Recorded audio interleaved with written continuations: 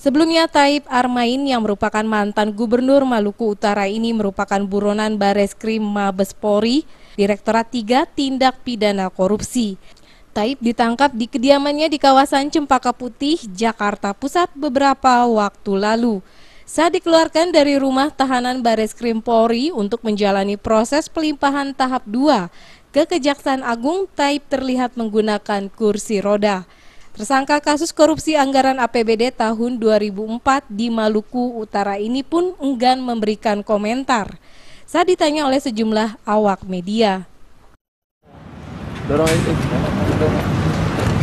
Tep.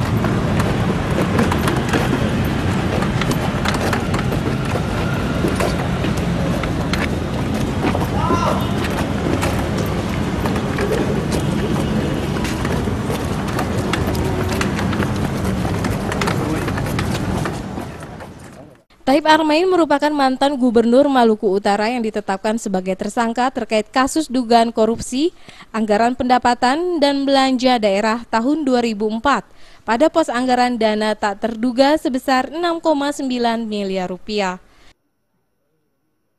Dari Jakarta, Henry Fajariadi melaporkan.